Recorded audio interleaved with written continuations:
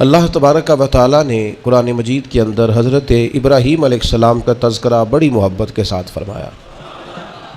جناب ابراہیم علیہ السلام کی سیرت کو بڑی تفصیل سے قرآن پاک نے بیان فرمایا۔ رب کریم کا پتہ نہیں کتنا کرم ہے اپنے اس خلیل پر کہ جا بجا قرآن مجید کے صفحات آیات یہ بھرے ہوئے ہیں حضرت ابراہیم علیہ السلام کے تذکروں سے۔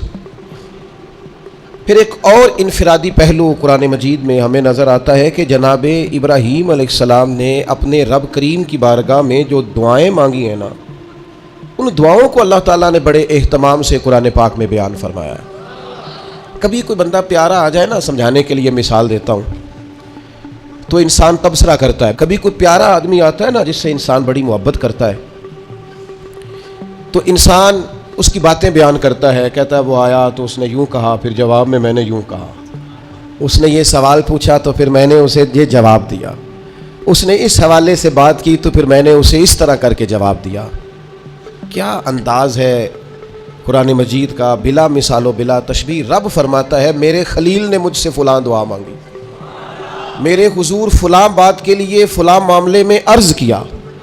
اس پہلو میں جناب خلیل اللہ علیہ السلام نے میری بارگاہ میں کشکول طلب دراز کیا۔ انداز تو دیکھیے کتنا انوکھا ہے، کتنا نرالا ہے، اور یہ جگہ جگہ پہ قرآن مجید میں حضرت ابراہیم کی دعائیں موجود ہیں۔ پتہ کیا ہے، ہم دعائیں تو مانگتے ہیں پر وہ لذت نہیں لیتے جو ہمیں لینی چاہیے۔ ہم دعا تو مانگتے ہیں پر وہ سرور حاصل نہیں کر پاتے جو ایک بندے کو اپنے رب کی طرف رجوع کرنے میں نصیب ہوتا ہے۔ رسمی سا انداز ہوتا ہے، روٹین کی باتیں ہوتی ہیں، بعض جگہ تو رٹی رٹائی دعائیں ہوتی ہیں۔ حضرت خلیل اللہ علیہ السلام جن کو رب کہتا ہے واتخذ اللہ ابراہیم خلیلا، میں نے انہیں اپنا گہرا دوست بنایا، وہ اپنے رب کے حضور دعائیں مانگتے ہیں۔ یہ دعا اتنی انوکھی، اتنی پیاری، کاش آپ اس پر غور کریں کہ یہ دعا مانگنا رب کو اتنا پسند آیا ہے کہ اللہ نے قرآن مجید میں بیان فرما دیا ہے۔ 2-3 مقام قرآن پاک کے عرض کرتا ہوں۔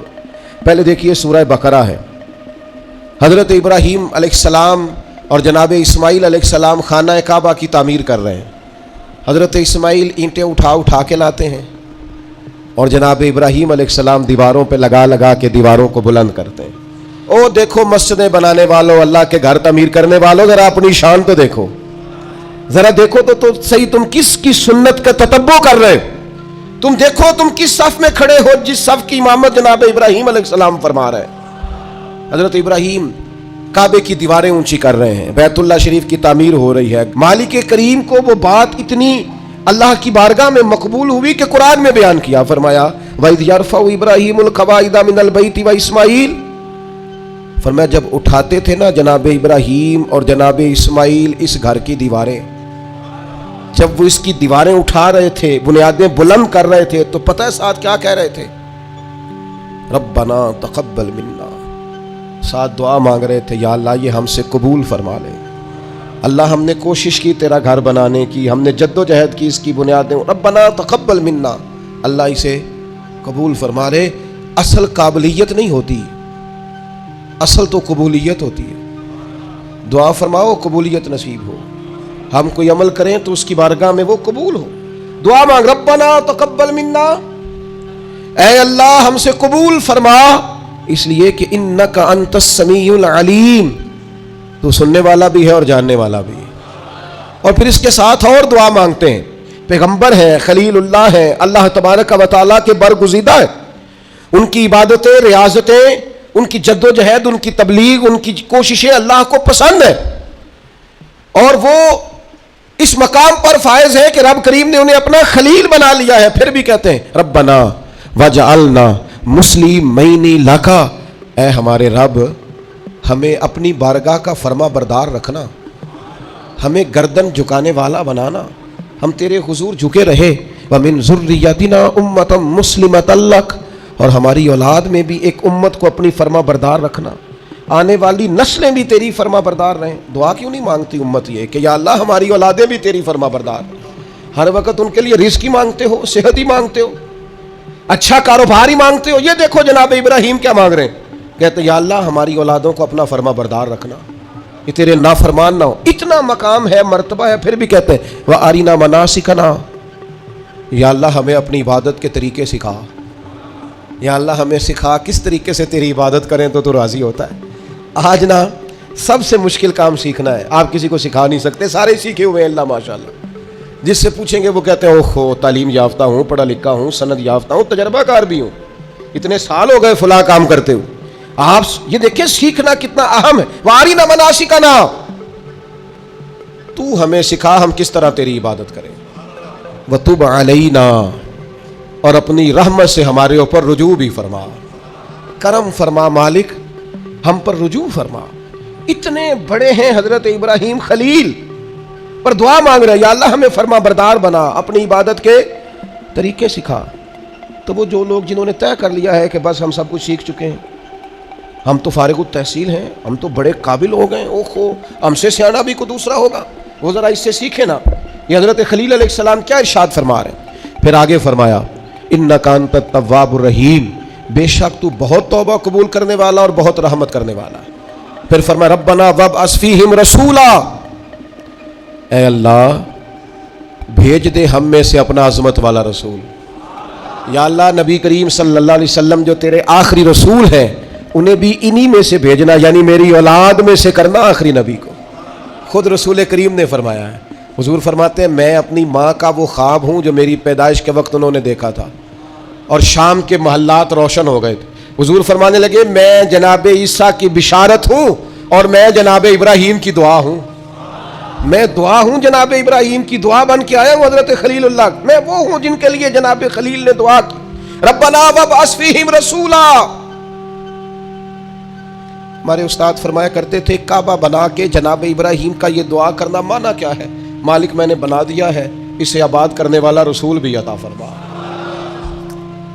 تڑپے گی محبوب کی امت بیت اللہ دیکھنے کو، دعائیں مانگے گی، یوں گھومے گی بیت اللہ کے گرد جس طرح پروانہ شمع کے گرد گھومتا ہے، نظریں دیکھ دیکھ کے بیت اللہ کو ٹھنڈی ہوں۔ ربنا وابعث فیہم رسولا، اے اللہ ان میں وہ رسول بھیج دے، وہ محبوب آئیں تو کیا کریں؟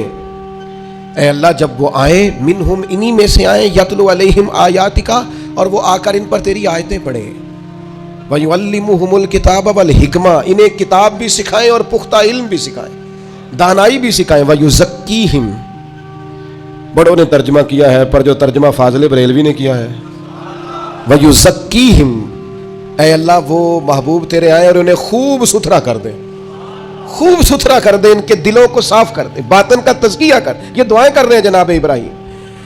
انک انت العزیز الحکیم، بے شک مالک تو غالب حکمت والا ہے۔ جناب ابراہیم علیہ السلام بیت اللہ کی تعمیر کرتے ہیں، قبولیت کی دعا مانگتے ہیں، اللہ کے حضور عرض کرتے ہیں اللہ آخری پیغمبر علیہ السلام کو مبعوث فرما تاکہ وہ کتاب و حکمت سکھائیں، تاکہ وہ قرآن مجید کی آیات کی تلاوت کریں۔ اے اللہ رسول کریم علیہ السلام عطا فرما جو دلوں کا تزکیہ کریں۔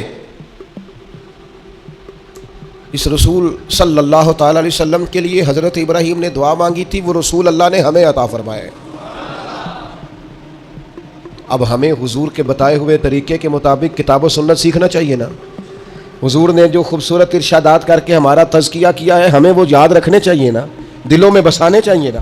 تو ایک مقام تو وہاں سورہ بقرہ میں، اور دوسرا مقام سورہ ابراہیم میں۔ یہ سورہ ابراہیم ہے، مالک کو پیار اتنا ہے، جگہ جگہ بھی ذکر کیا ہے قرآن پاک میں جناب ابراہیم کا، اور ایک پوری سورت کا نام ہی سورہ ابراہیم ہے۔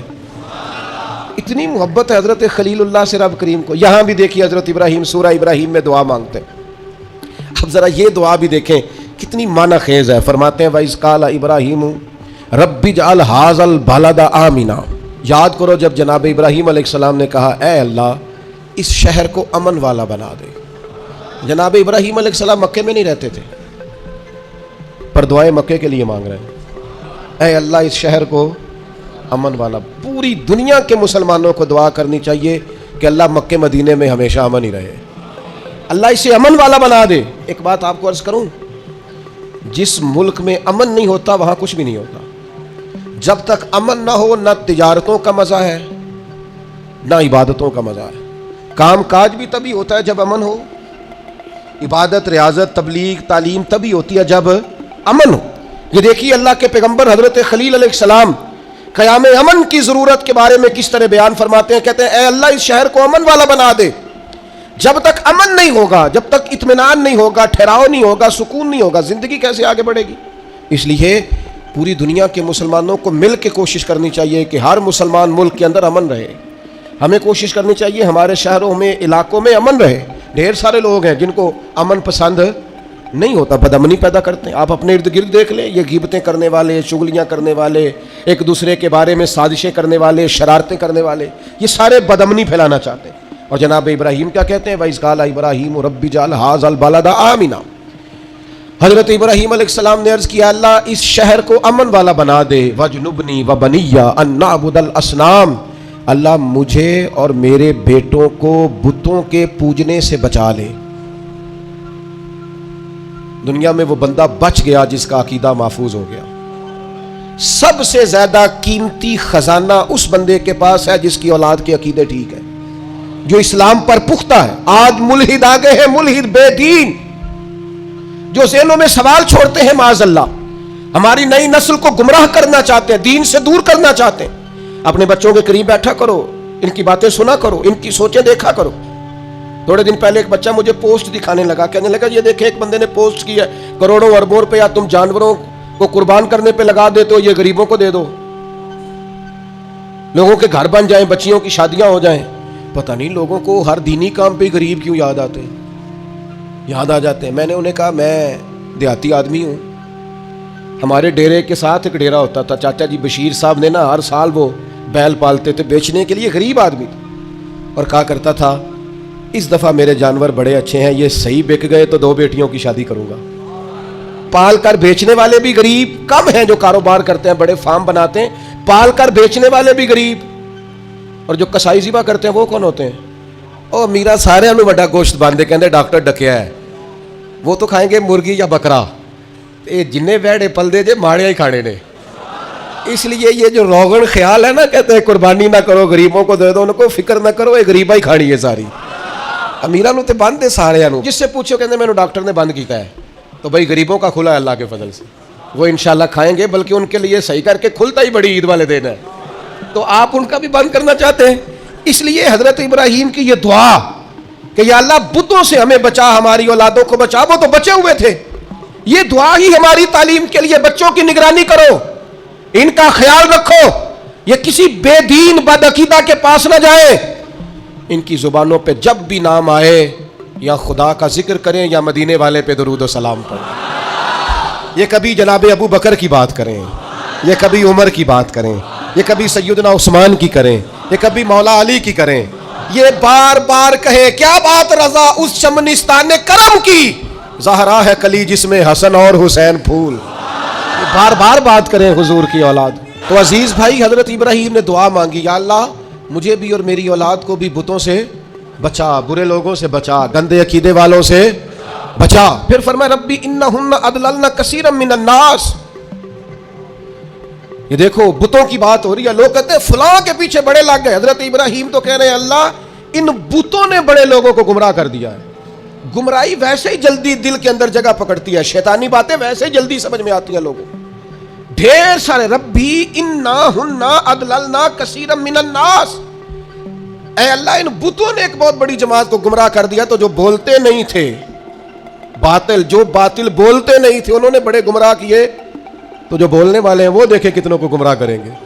اس لیے حضرت اقبال بولے، کہنے لگے یہ دور بھی اپنے ابراہیم کی تلاش میں ہے، یہ دور اپنے ابراہیم کی تلاش میں ہے، صنم کدا ہے جہاں لا الہ الا اللہ، اور فرماتے ہیں بہار ہو کہ خزاں لا الہ الا اللہ، اگرچہ بت ہے جماعت کی آستینوں میں، پر مجھے ہے حکم ازاں لا الہ الا اللہ۔ ہم یہ گواہی دیتے رہیں گے اللہ کی توحید۔ کثیر لوگوں کو انہوں نے گمراہ کر دیا۔ ایک اور ذرا انوکھا انداز دیکھیے جناب ابراہیم کا، فرماتے ہیں فمن تابعنی فانہ منی، یا اللہ جو میری پیروی کرے وہ تو میرا ہے، تو اے کلیم جو آپ کی پیروی نہ کرے، انداز دیکھیے، فمن تابعنی فانہ منی، جو میری پیروی کرے مالک وہ میرا ہے، ومن عصانی فانک غفور الرحیم، اور اللہ جو میری نافرمانی کرے نا، ابراہیم اس کے ساتھ کیا کریں جو آپ کا نافرمان ہے، فرمایا فانک غفور الرحیم، بے شک تو بڑا بخشنے والا معاف کرنے والا ہے، جو فرما برداری کرے وہ تو میرا ہے، اور مالک جو نافرمانی کرے تو بڑا مہربان ہے، تو معاف کرنے والا ہے. یہاں ہم کہتے ہیں جو نافرمانی کرے، جو ہمارا نافرمان ہو وہ کسی کام کا نہیں، مارو سزا دو. فرمایا جو میرا نافرمان، مالک تو غفور الرحیم ہے، تو مہربانی کرنے والا ہے. آپ یقین کریں مر جانے کو جی چاہتا ہے. جناب ابراہیم کی دعائیں، فرمایا ربنا انی اسکنت من ذریتی بواد غیر ذی زرع عند بیتک المحرم. اے اللہ، میں نے اپنی کچھ اولاد کو نا ایک ایسی وادی میں ٹھہرایا ہے جہاں کھیتی نہیں ہوتی، جو سرسبز و آباد نہیں، بنجر زمین ہے، وہاں میں نے ٹھہرایا ہے.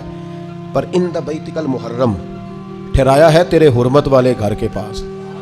حضرت ابراہیم علیہ السلام کو حکم ہو گیا کہ بیٹے کو اور بیوی کو بیت اللہ چھوڑ آؤ. اولاد بزدل کر دیتی ہے بھائی، چند سالوں کے لیے پردیس لوگ جاتے ہیں تو روتے ہوئے جاتے ہیں.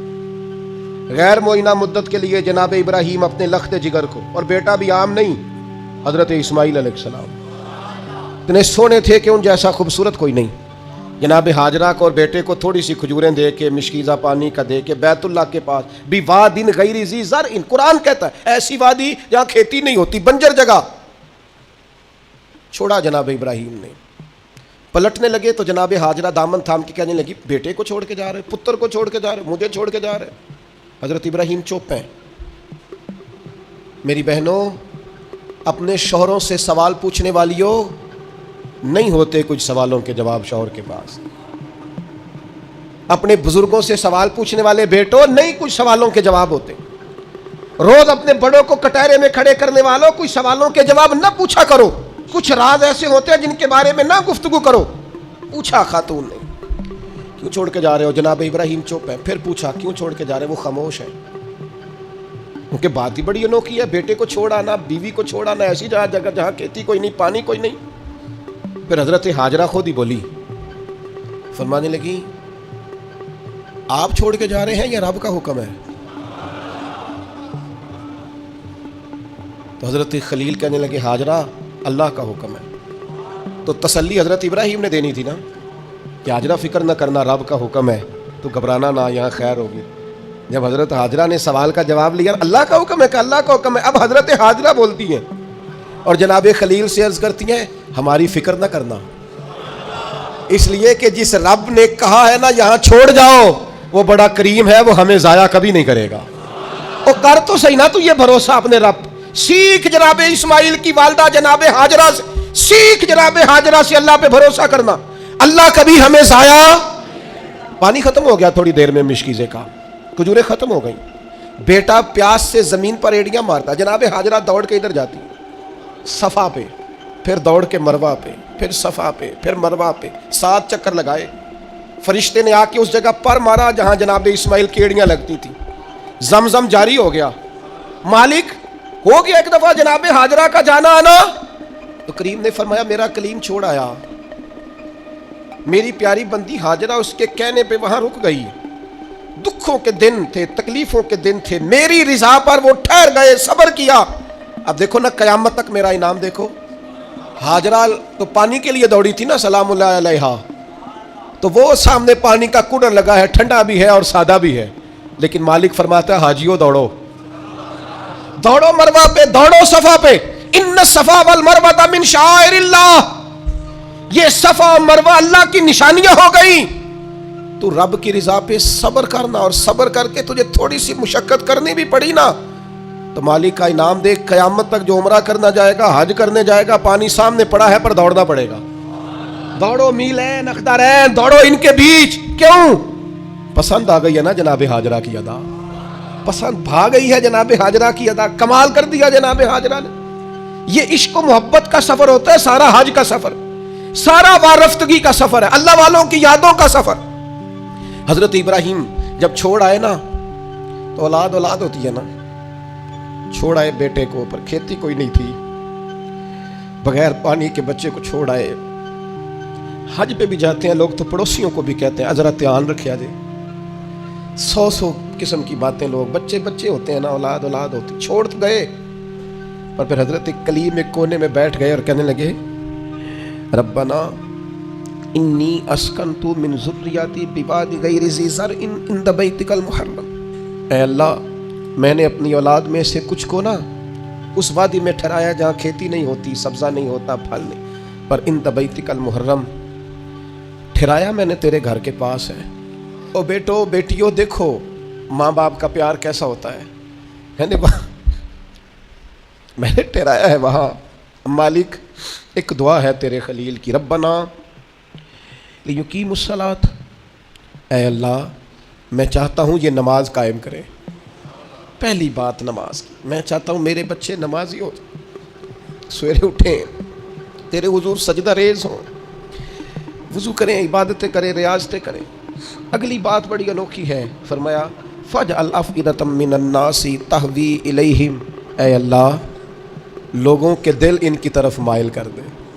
दुनिया मेरे बच्चों से प्यार करे, लोग औलादे इस्माइल से प्यार करें, इनकी तरफ लोगों के दिल फेर दे। क़यादतों का हर दिल अजीज होना बड़ा ज़रूरी होता है। जिस्मों पे हुकूमत कोई हुकूमत नहीं होती। इंसान के जिस्मों पर वजूद पर हुकूमत करना कोई कमाल नहीं, असल कमाल उनका होता है जो दिलों पर हुकूमत करते हैं।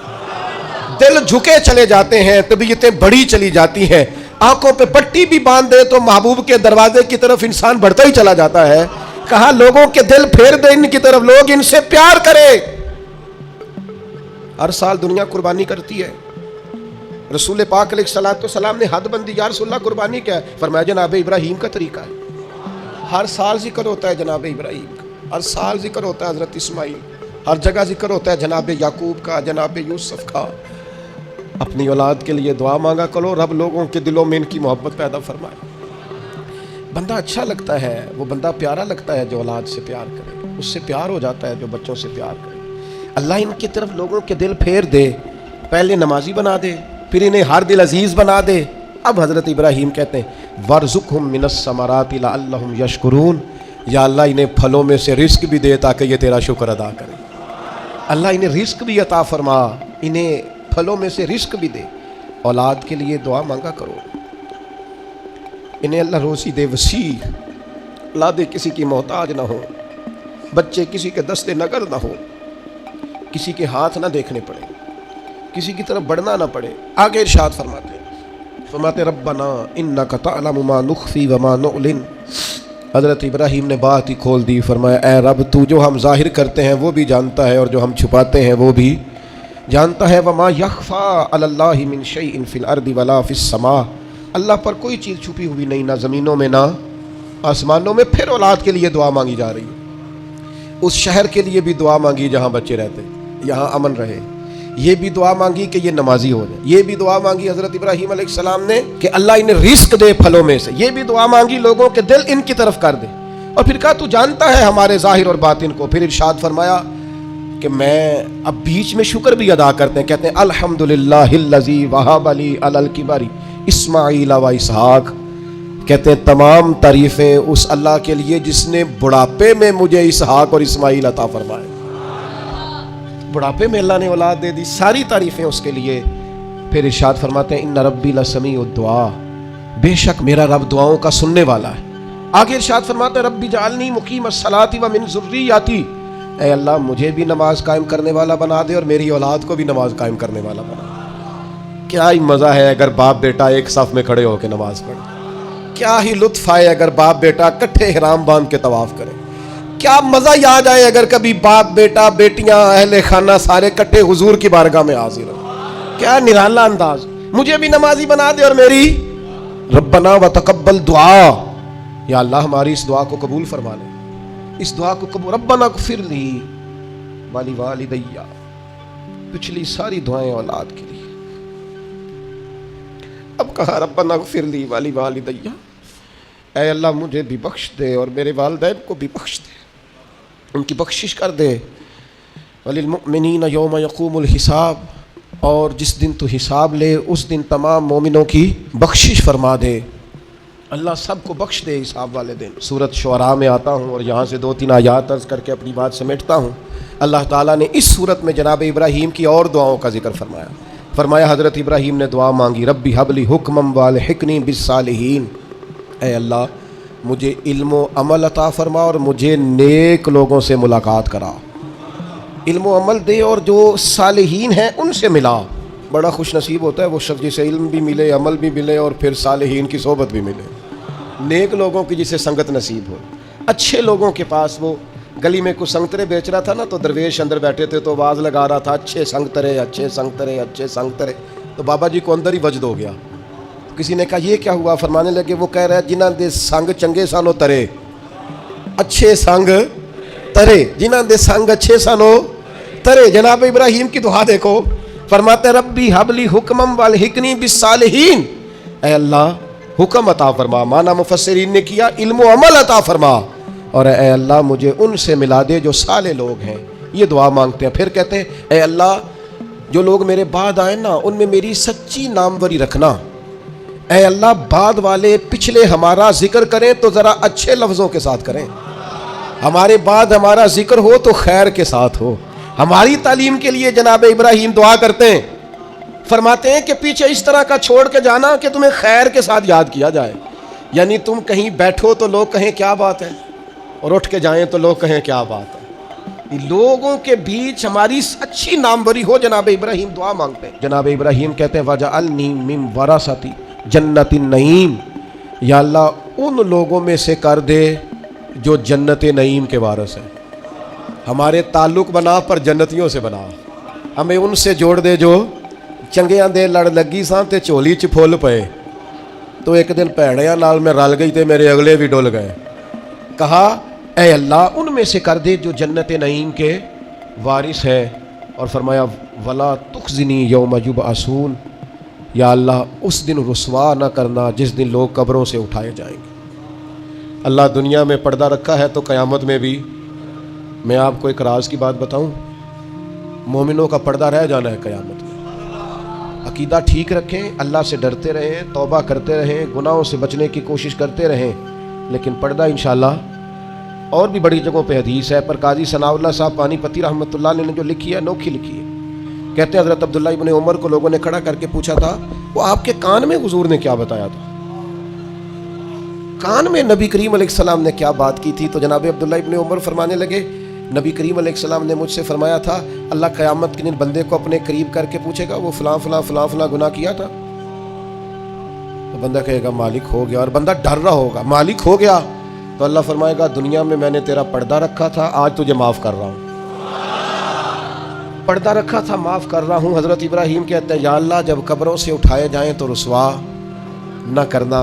امید ہے، کرم کی امید ہے، اس کی رحمت پر امید ہے. یوم نحشر المتقین الی الرحمن وفدا، اللہ کہتا ہے جب متقی قبروں سے اٹھائے جائیں گے تو رحمان کی بارگاہ میں مہمان بنا کر پیش کیے جائیں. امید ہے کرم ہی ہوگا. گناہگار تو بڑے ہیں پر امید ہے رحمت پر، اور کبھی امید ہے رحمت پر کہ جس نے یہاں عزت دی ہے وہاں بھی کرم ہی فرمائے گا، فضل ہی فرمائے گا. ایک بات آپ کی خدمت میں عرض کرنی ہے، آپ نے اس کو ضرور ذہن میں رکھنا ہے. ترمذی میں حدیث ہے، نبی پاک علیہ السلام نے فرمایا یہ جو ذی الحج کے پہلے 10 دن ہے نا، جتنی اللہ تعالیٰ ان 10 دنوں میں عبادت پسند کرتا ہے کسی اور دن میں نہیں کرتا. لیکن نا کچھ لوگ حج پہ چلے گئے، سعادت مل گئی، جن کے نصیب چمکے، اور جو یہاں بھی ہیں انہیں بھی لگایا ہوا ہے قربانیاں خریدو، قربانیاں کرو، اللہ کی راہ میں بانٹو. یہ عبادت کے دن ہے. کوشش کریں زیادہ سے زیادہ وقت استغفار میں گزرے. اور ایک حدیث میں نبی پاک نے وظیفہ بھی بتایا، فرمایا ایک تو پڑھو لا الہ الا اللہ، اللہ اکبر اور الحمدللہ. ان 10 دنوں میں یہ وظیفہ کثرت سے پڑھیں. یہ بڑی قبولیت والے دن ہیں، بڑے رحمت والے دن ہیں، بڑی عطاؤں والے دن ہیں. پوچھنا نہیں کسی بندے سے بھی کہ قربانی لی ہے کہ نہیں، کسی سے نہیں پوچھنا، کسی سے سوال نہیں کرنا کہ قربانی کا اس دفعہ کیا پروگرام، قطعاً نہیں. سفید پوش آدمی کے لیے مسئلہ بن جاتا ہے وضاحت دینا. جب اللہ تعالیٰ نے سب پر فرض نہیں کی تو ہم کیوں تفتیش کرتے پھریں. ایک تو سوال نہیں کرنا، دوسرا خود سے دیکھ لیں کس نے خرید لیا ہے کس نے نہیں خریدی. جنہوں نے نہیں خریدی ان کی لسٹیں بنائیں، لائنیں لگا کے گوشت نہیں بانٹنا، کوشش کرنی ہے دروازے تک دے کے آئیں. کریم کا کرم ہم تک پہنچائے تو دروازے تک پہنچائے.